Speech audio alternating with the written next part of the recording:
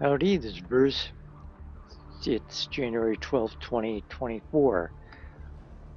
Since I had stopped doing the training like a year ago, I'm still flying now I'm currently flying the A10CII.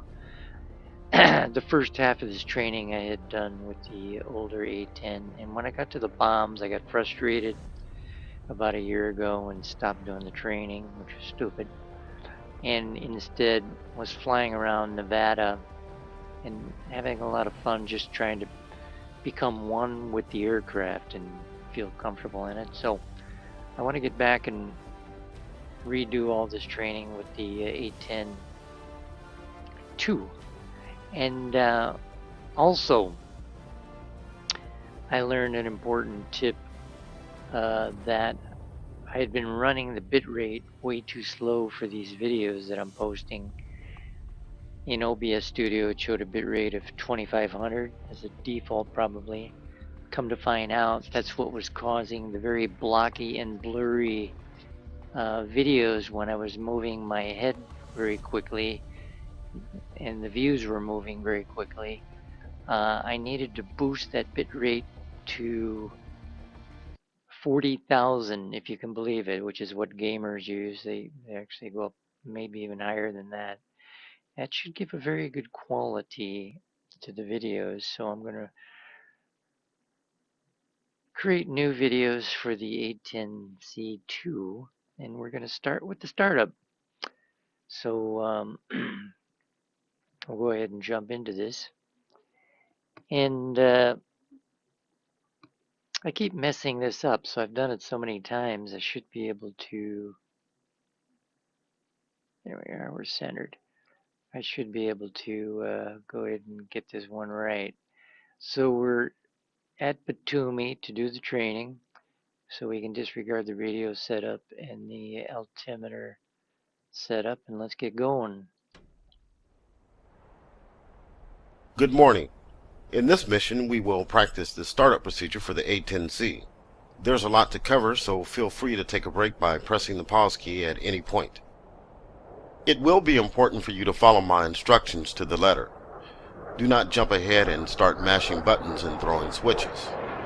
I will guide you toward the desired controls with highlights and by referring to the front dash and left and right consoles. You can pan around the cockpit using your view control commands to locate the switches. If you find it hard to hear my instructions over the background noise, turn down the world and in-cockpit sound sliders to about 50% in the options menu.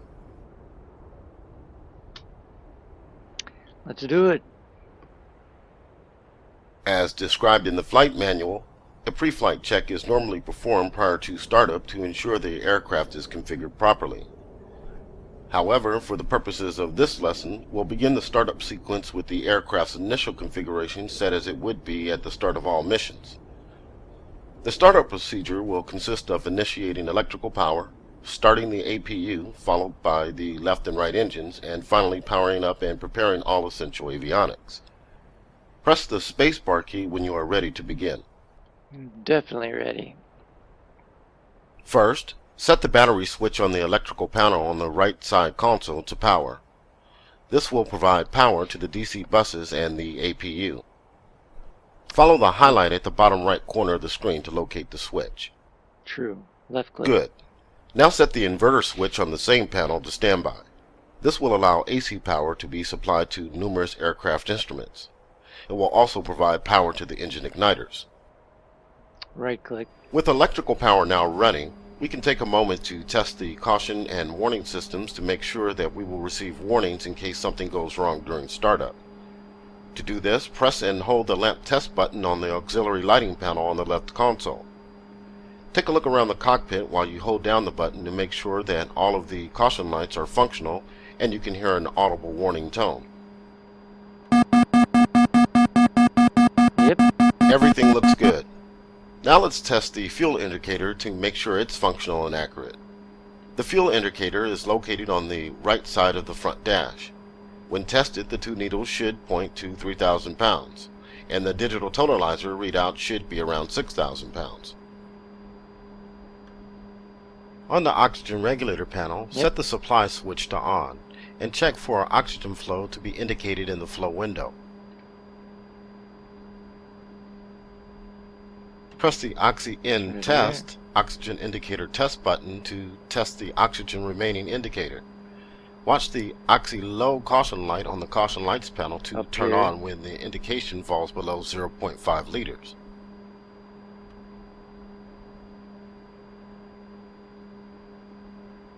Set the UHF radio function down to main to power the UHF radio.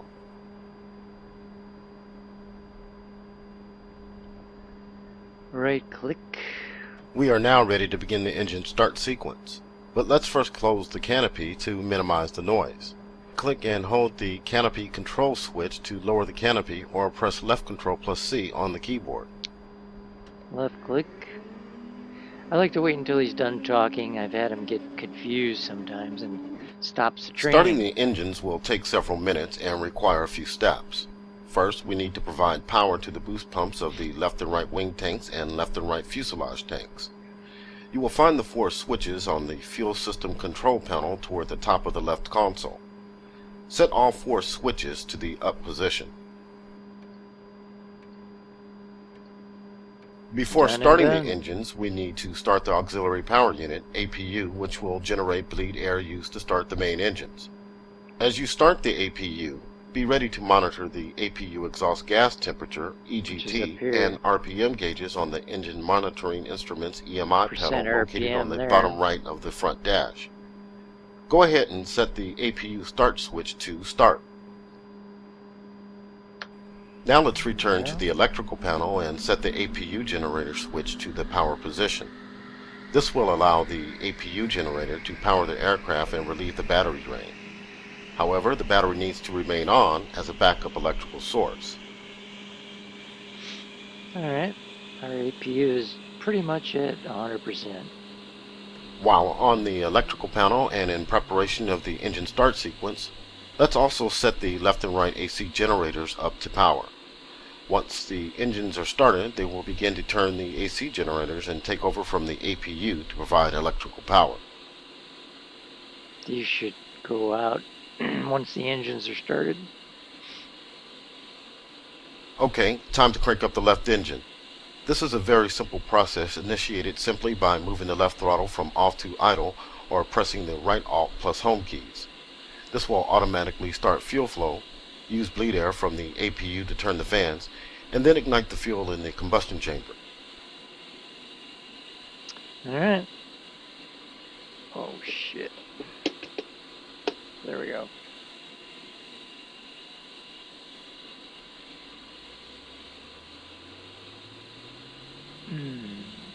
As the engine spools up, scan the engine monitoring instruments panel to watch the engine interstage turbine temperature, ITT, engine core speed, fan speed, and fuel flow gauges.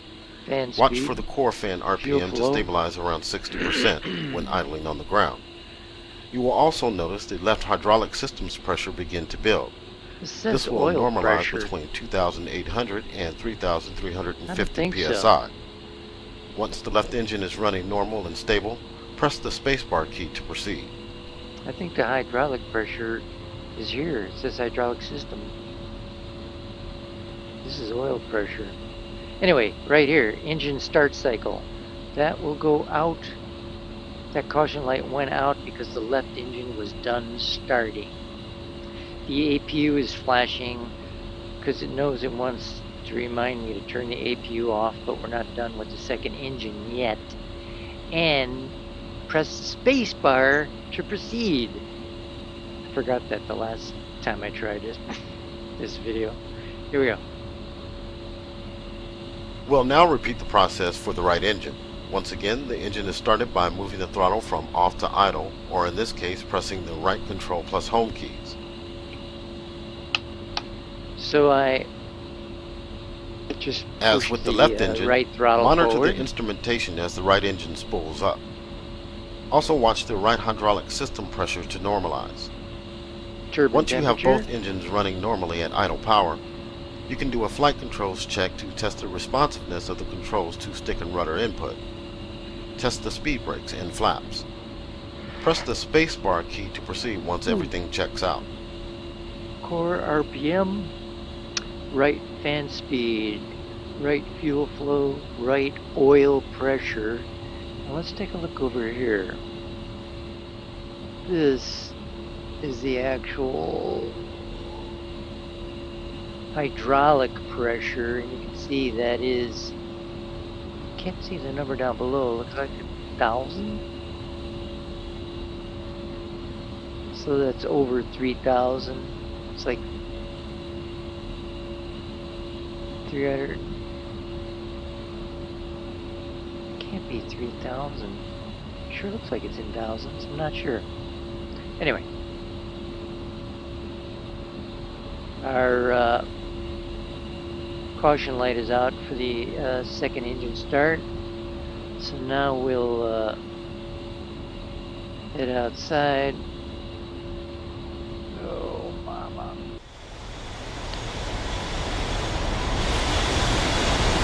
Check our controls. Ailerons. Speed brakes with ailerons.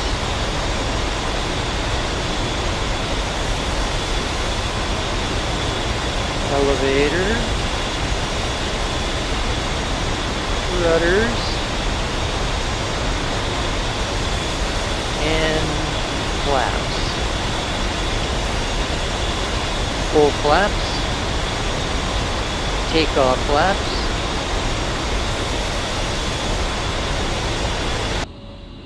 That's it. Alright, press the space bar. With both engines now running and powering the left and right AC generators, we can turn off the APU generator on the electrical panel and then the APU itself on the throttle panel.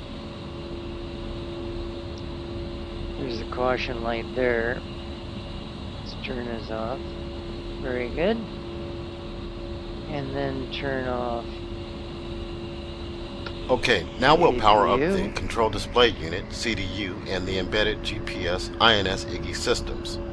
This will begin the automated built-in test, BIT, and alignment processes for the navigation system, which you can monitor on the CDU display on the right console. Alright. Those are on. Uncage the standby attitude indicator, SAI, on the front dash.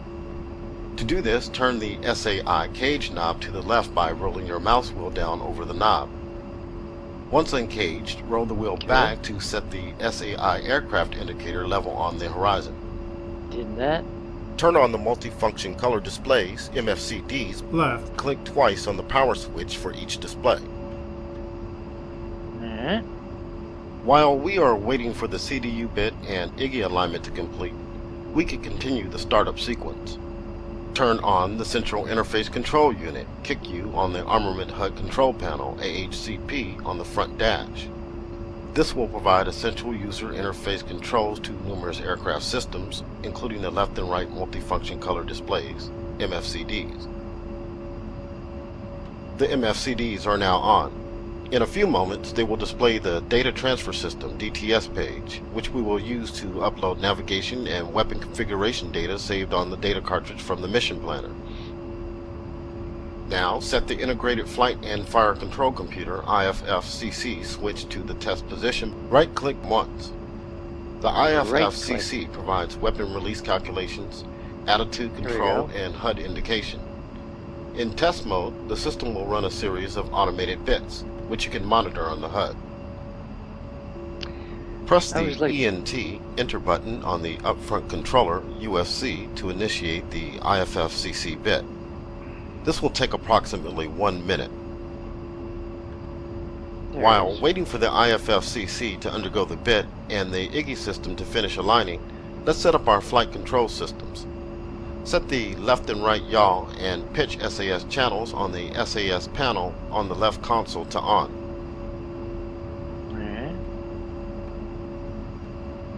Now press the TL trim button to set the flight controls for takeoff trim. That one's a little hard to get at.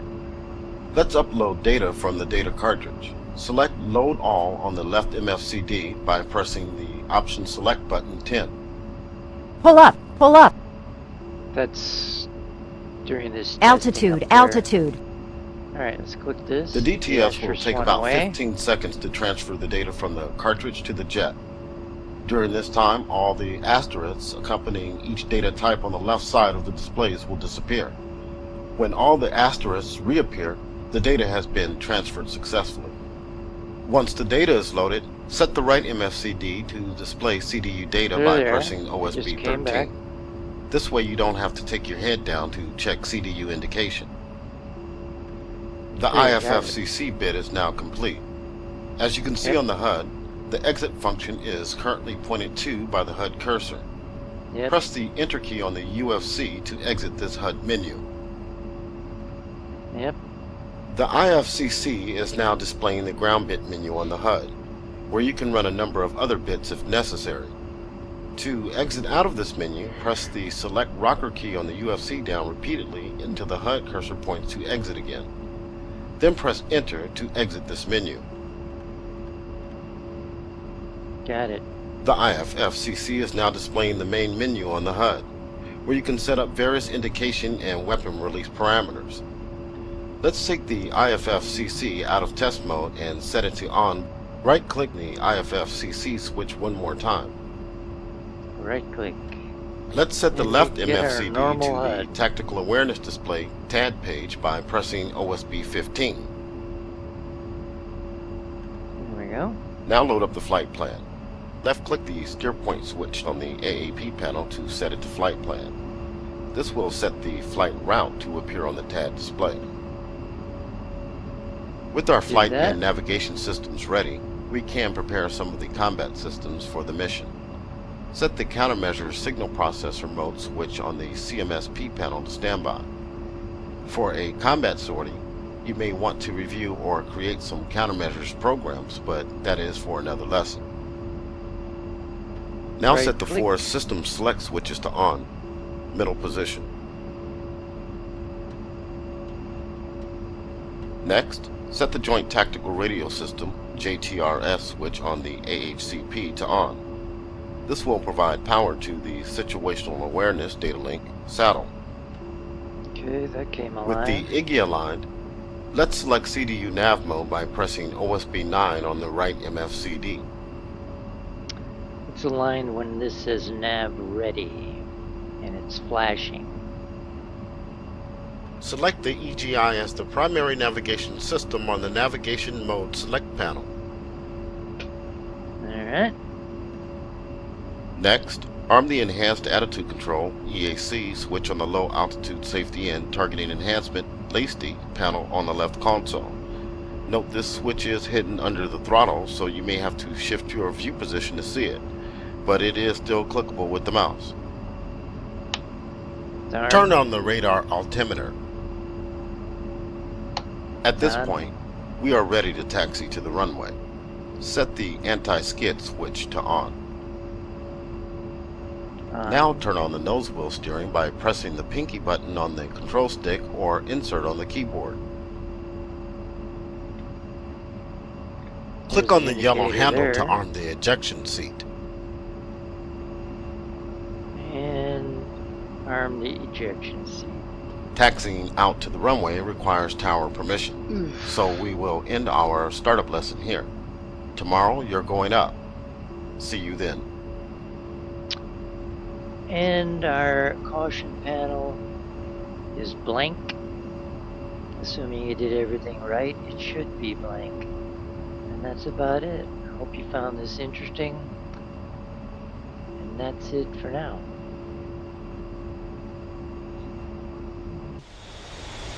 One last look around.